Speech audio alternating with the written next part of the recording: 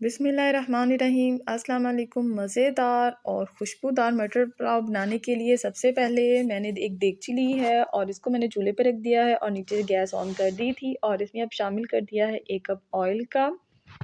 और इसके बाद अब मैं इसमें शामिल कर रही हूँ 2 अदद स्लाइस किए हुए प्याज, ये शामिल कर दिए हैं। और इन प्याज को मैं करूँगी मिक्स और तेज़ आंच पे इसको मैं फ्राई करूँगी और इसको मैं करूँगी प्याज को ब्राउन।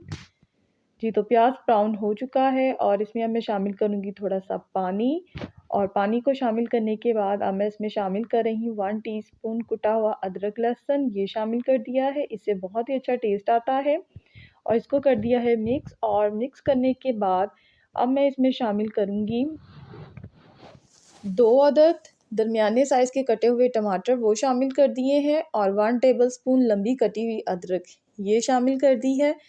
और इसके बाद अब मैं इसमें शामिल करूँगी हाफ़ टी स्पून साबुत काली मिर्चें और इसके बाद 3 अदद बादियान के फूल शामिल कर दिए हैं और 2 अदद दालचीनी के टुकड़े, 3 से 4 अदद तेज़ पत्ते, बहुत ही अच्छा टेस्ट आता है इससे। और ये 2 अदद बड़ी इलायची शामिल कर दी है। 1 टेबलस्पून सफ़ेद ज़ीरा शामिल कर दिया है। हाफ़ टी स्पून पिसी हुई काली मिर्च शामिल कर दी है। 1 टीस्पून पिसी हुई लाल मिर्च और 1 टीस्पून ही कुटी हुई लाल मिर्च शामिल कर दी है। और इसके बाद 1 टीस्पून पिसा हुआ गरम मसाला शामिल कर दिया है। और नमक चावलों के हिसाब से 1 किलो चावल हैं तो उसके हिसाब से मैं इसमें नमक शामिल कर रही हूँ। और नमक को शामिल करने के बाद अब मैंने इसमें थोड़ा सा पानी शामिल कर दिया है और मसाले को जो है वो मैं 3 से 4 मिनट तक अच्छी तरह से भूनूंगी ताकि जो टमाटर हैं वो सॉफ्ट हो जाएं।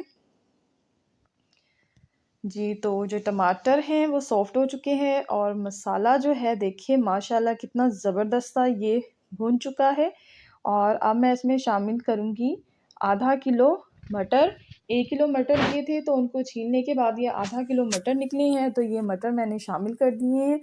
और मटर को शामिल करने के बाद इसको मैं 1 से 2 मिनट तक तेज़ आंच पे ही फ्राई कर रही हूँ। और 1 से 2 मिनट के बाद अब मैं इसमें शामिल करूँगी हाफ़ कप पानी का। और पानी शामिल करने के बाद इसको मैं करूँगी कवर 5 मिनट के लिए दरमियानी आंच पे, ताकि मटर जो हैं वो थोड़े से गल जाएं। 5 मिनट हो चुके हैं और अब मैं इसमें चावलों के हिसाब से पानी शामिल करूँगी। तो चावल मैंने लिए हैं 1 किलो, यानी कि 3 ग्लास जो हैं वो मैंने चावल लिए हैं। तो उसके हिसाब से अब मैं इसमें 3 ग्लास और आधा ग्लास ऊपर जो है पानी का वो शामिल करूँगी।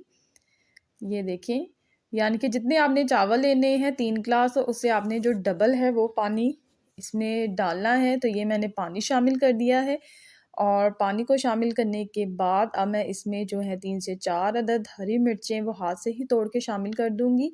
और ये मैंने शामिल कर दी हैं हरी मिर्चें, इससे बहुत ही ज़बरदस्त टेस्ट आता है। और इसको मैं कवर कर दूँगी उबाल आने तक।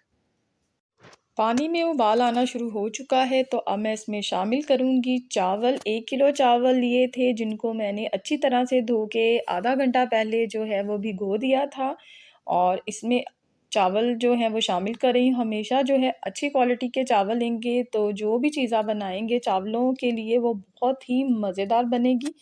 तो जी, चावलों को मैं कर रही हूँ मिक्स और मिक्स करने के बाद अब मैं इसको कर दूँगी कवर, ताकि जो चावल भी गल जाएँ और जो इसका पानी है वो भी खुश्क हो जाए।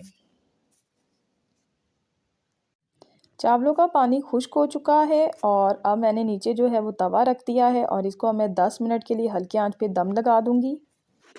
जी, तो मज़ेदार सा और बहुत ही खुशबूदार सा जो मटर पुलाव है वो बनके रेडी है। देखिए किस तरह से खिले-खिले चावल बने हैं। उम्मीद करती हूँ कि आपको मेरी ये रेसिपी अच्छी लगी होगी और अगर आपको मेरी ये रेसिपी अच्छी लगी है तो आपने मुझे कमेंट्स में ज़रूर बताना है और इसके साथ आपने मेरी वीडियो को लाइक करना है और मेरे चैनल को सब्सक्राइब करना है। अपनी दुआ में याद रखिएगा। अल्लाह हाफ़िज़।